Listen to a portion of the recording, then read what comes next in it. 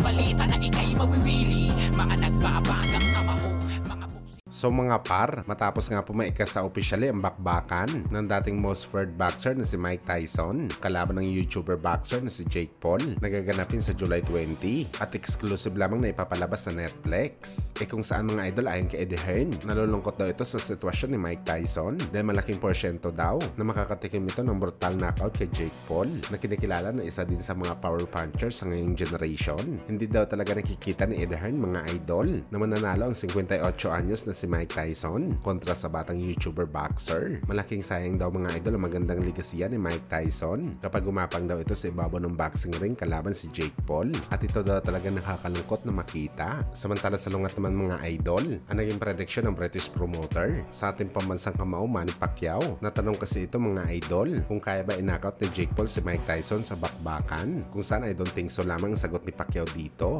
Parang sinasabi lang nito mga idol, malabo talaga manalo si Jake Paul kay Tyson. Kahit malapit na ito maging senior citizen, mabangis pa rin talaga ito sa bakbakan.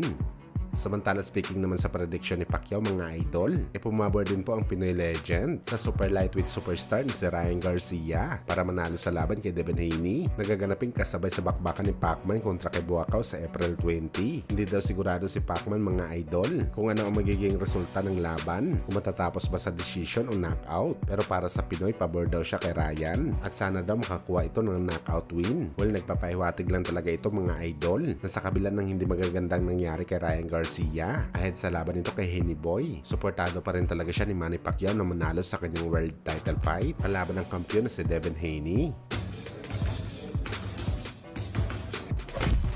Sa kabilang banda naman mga idol, matapos nga po nagkainitan sa unang press con ang dalawang super bantamweight contender na si Sam Goodman kalaban ng kababayan natin na si Mark Klebs para sa bakbakan nila bukas na gaganapin sa Australia, kung saan mga idol sinampal na malutong ni Sam Goodman ang Pinoy boxer na siya naman ang kinapulan ng pisngi nito. Pero sa naging weigh-in po na ginanap kanina mga idol, kung saan pasok ng dalawang fighters sa tamang timbang sa super bantamweight, bumawi naman po mga idol ang ating kababayan ni si Mark Klebs kay Sam Goodman. Pag face off lang kasi nito mga idol, tinulak agad ng Pinoy ang Australiano at tila halos tumilapon din si Sam Goodman. Malamang mga idol, plano na talaga ito ng Pinoy boxer na itulak ng number 1 contender na si Goodman para at least mga idol makabawi naman ito sa pananampal na ginawa ni Sam Goodman sa kanilang unang press con. Pero gayon pa man mga idol, bukas na natin malalaman kung sino ba talaga ang maangas sa kanilang dalawa. Pero gayon pa man mga idol, bukas na natin malalaman kung sino ba talaga sa kanila ang maangas pagdating sa aktual na bakbakan.